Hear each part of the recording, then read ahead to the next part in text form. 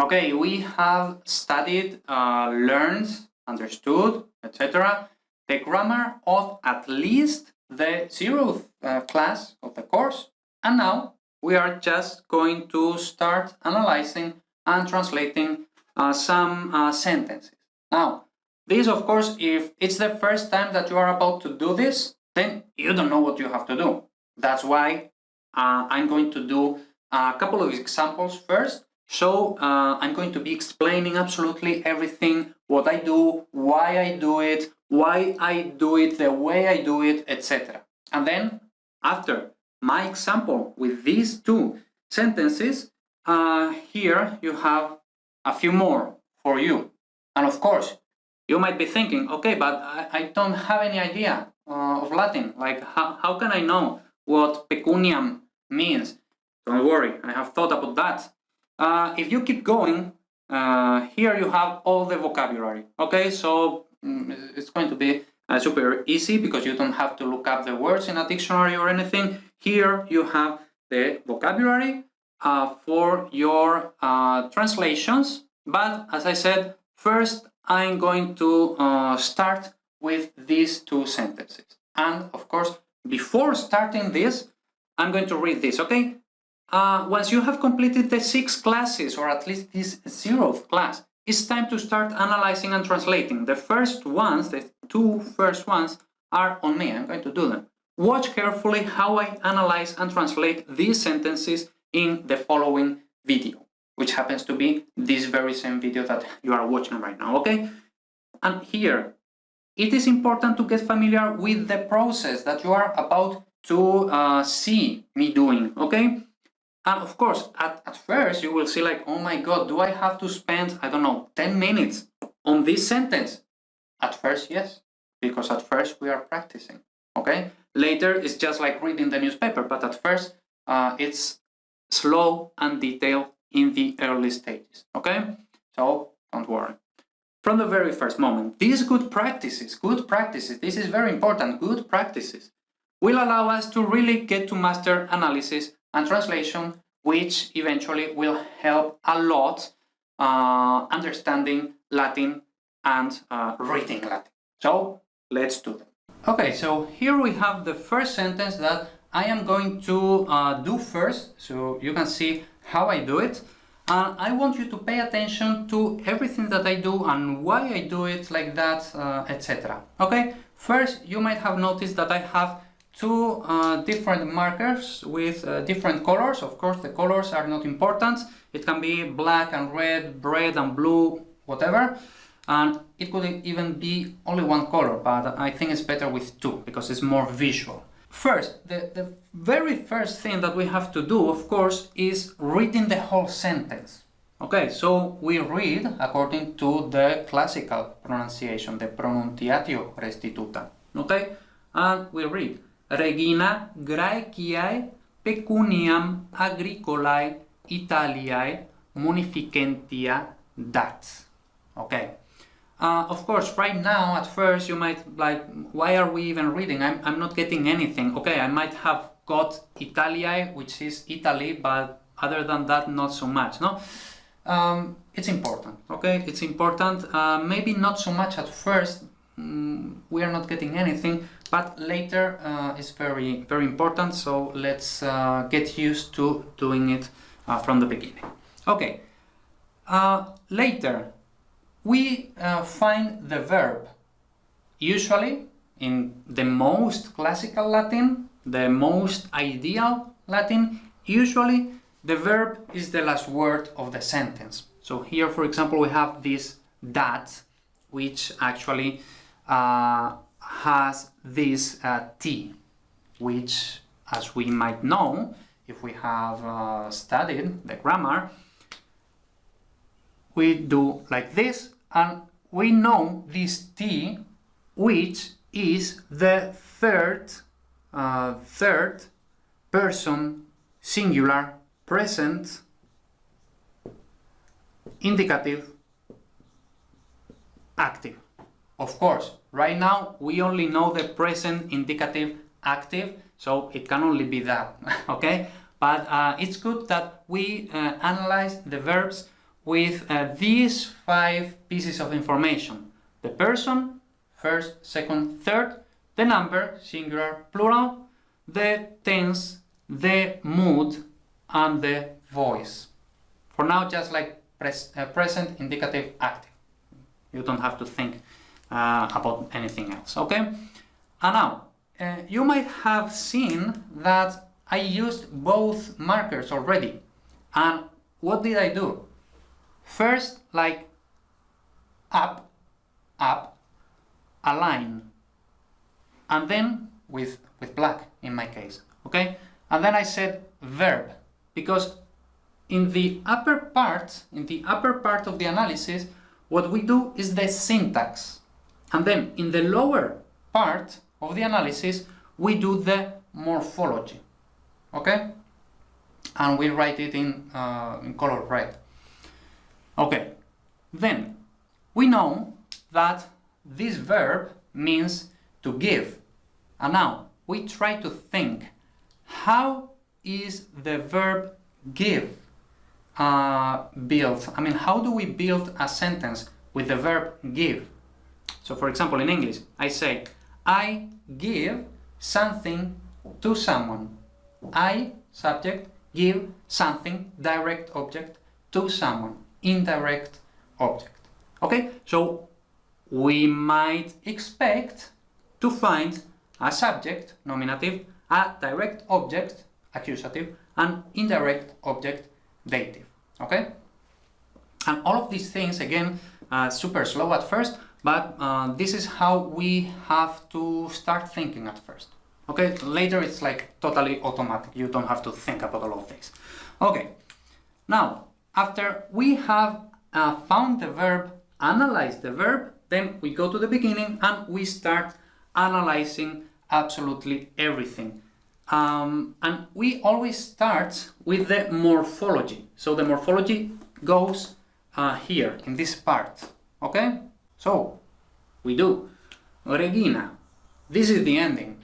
And according to what we know, a belongs to nominative, singular, vocative, singular, ablative, singular. Okay. Graeciae. Here we have I, and according to what we know, I is genitive singular, dative singular, nominative plural, and vocative plural. Pecuniam. Here, this can only be accusative singular. Then we have agricolae, and here we have the ending I, which we already know here. No? So genitive singular, dative singular, nominative plural, vocative plural. Italiae, again the same. So super quick. And then munificentia, the ending is only a. Okay. So nominative, vocative, ablative, singular. Okay. So at first we write absolutely everything, all the cases that it could be. Of course, it will only be one, but we don't know yet. So we have to write all of them. And now we start kind of investigating which thing can be which. Okay, so we said that the verb dare is give, and the verb give is someone gives something to someone. No? So usually, just the same way that the verb is usually the last word, the subject is usually the first word. Okay, so, and we know that the subject is in the nominative. Do we have a nominative? Yes, it could be. Okay, so for now, we do like this, and it might be. But we have to confirm. How do we confirm this? That there is this feature, let's say, that the verb and the subject, if one is singular, the other one has to be singular. If one is plural, the other one has to be plural. Okay, we cannot have singular and plural. It has to be singular, singular. That's the case here, singular, singular. So everything seems to be working. So 99% chance this is the subject, okay? So for now we have the queen gives. So far, so good. Later, we said someone gives something, direct object. Direct object is accusative, no? So here we have the only thing that can be accusative. So here there is nothing to think about. So direct object. So the queen gives money. Makes sense. Okay. Then we said someone gives something to someone. Indirect object. Indirect object is dative. Where is dative? What can be dative? Here we have dative, here we have dative, and of course here we have dative. Now, how do we know which one of these is the indirect object? At first we just have to be testing everything. So of course it doesn't make so much sense. The queen gives money to Greece. Okay, it could be.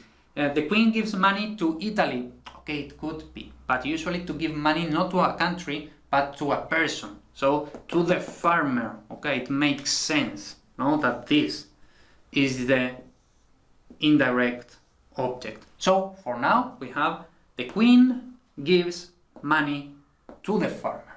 Okay, so we have the basic structure. No, that's what this verb to give, dare, is built. Now, what do we do with the rest of the things? Okay, so we have to think. Here we have Graikiai. Now, we know that Greece, there is only one Greece. So it doesn't make sense that it can be plural things. And the same with Italy. There is only one Italy, so it doesn't make sense to have plural, no? Later, dative. We already have the indirect object, so it cannot be dative.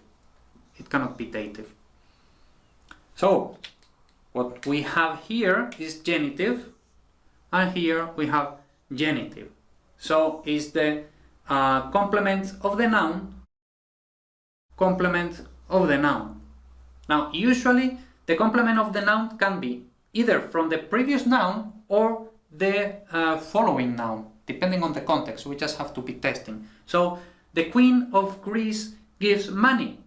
Makes total sense. More sense than the queen gives money of the Greece.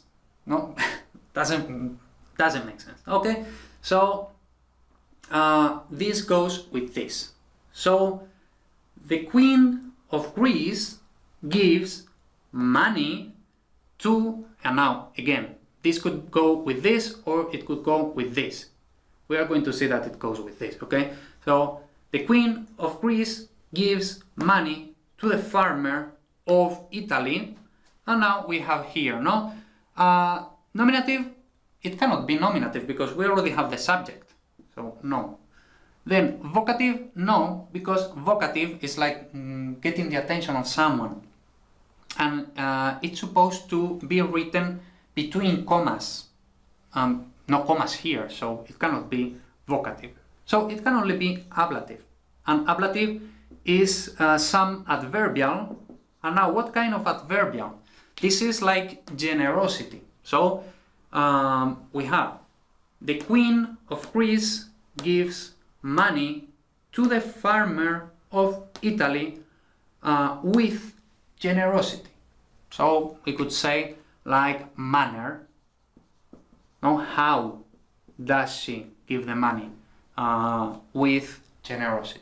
So this is how we do this at first. Like, of course, super slow, thinking everything that could be happening here, thinking like if this, for example, goes with this or with this, checking the verb, checking the agreement, singular, the agreement between the subject and the verb, etc. And of course, the most important thing, to practice a lot. So here we have another sentence, because I said that it's very important to practice a lot, so we have to be practicing a lot. Of course, this sentence we are going to do it quicker, okay? Because, well, it's always the same pretty much. So again, we read, first thing, we read the whole thing. Puellae dearum aras rosis ornant. Okay, then we find the verb. Usually the verb is the last word of a sentence, and it happens to be the case. Verb. Now we analyze the verb, and here we find this ending, end T, and this, as we know, is third person plural, and of course present indicative active. Okay, now this verb, I mean, as you can imagine, like the verb ornament has to do with this verb in Latin, no? Ornament. So we can say like decorate, no? Decorate. Okay, so how do we build a sentence with decorate? Someone decorates something with something. No? So, for example, I decorate the table with vases, for example, no? Okay, so I, subject, decorate the table, or I don't remember anymore what I said about the table, I think, no? The table, the direct object with the vases. The adverbial of instrument, okay? So we can expect to find these complements here, okay? So now, once we have found the verb, we have analyzed the verb, we have thought how to build a sentence with the verb, we go to the beginning and we start analyzing all of the possible cases. We already know nominative plural, vocative plural, genitive, dative, singular, okay? Then dearum, here we have arum, which can only be genitive plural, then aras, only accusative plural, and rosis can be either, I'm going to write it here, dative or ablative plural. And now we start. We have the verb, which is plural, so we need a subject, which is plural. So we need nominative plural. Now remember, agreement between the verb and the subject. Okay, so this is the only thing that can be nominative plural. Okay, so this is going to be the subject. Okay, so we have the girls decorate. Okay, now decorate something, direct object. Direct object is accusative. So here we have it. Direct object. The girls decorate the altars. And now we have this genitive plural. Genitive can only be complement of the noun. Now, which noun? This or this? We have to test. The girls of the goddesses. Okay, so the altars of the goddesses make much more sense, no? So this goes here. So the girls decorate the altars of the goddesses. Now, dative it cannot be because it doesn't make sense. We don't need an indirect object. So no, it can only be ablative, which is an adverbial. We said decorate something with something, no, like the instrument. So let's write here instrument. Okay, so the girls decorate the altars of the goddesses with roses. And that's it, okay? Of course, later, at first we just translate maybe a bit like in a clunky way, let's say. Then we translate in normal English, of course, no? So goddesses, altars, whatever, no? And just to finish, of course, you might have noticed already that in Latin we have no articles, and we are saying the girls, the altars, roses without article. So how do we know when to use the? How to know when to use a or no article? Well, the only way is the context. So here actually it could be the girls or some girls even, or just like girls. So I mean, it's just like context. What sounds good in English. Okay, there's no other way to know which article, the a or no article to use. And that's pretty much how you analyze and translate a Latin sentence. Okay, so now you come back here to the page of the module where you have all of these other sentences, which well, you have to do them. You have to do them on your own. And of course, here are the sentences. Each line is a separate sentence, a different sentence. They don't have any connection with each other. But then here we have a text, like a mini story, okay? And again, I already said that before, but of course, all of these words, which you probably don't know yet, you find here, okay? Here you have like all the vocabulary that you need. Like, for example, here you see, no, video, which means see, no? Video is something that we see. Regina is the queen. For example, pecunia, money. For example, sagitta, arrow, etc., etc. Okay, so here you have all of the vocabulary that you need. Now what you have to do is take a couple of pens, some paper, and spend some time. Of course, how much time will it take? So maybe 20 minutes, 30 minutes, I don't know, it doesn't matter. You just have to enjoy it. And once you have finished doing them, like you have done the morphosyntactic analysis, you have translated the sentences, then just below you have the video, again, with me, making, like, doing the whole thing, again, explaining the analysis, the translation, etc.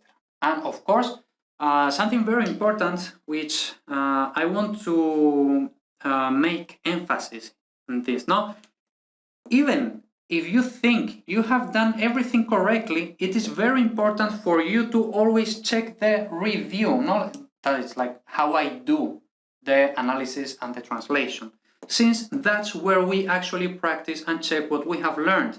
You have already seen that the analysis translation process is quite systematic and strict at first, precisely so we can absorb everything we are doing. So always, always, always check the sentences with my video. Okay, so with that said, now it's your turn. Good luck.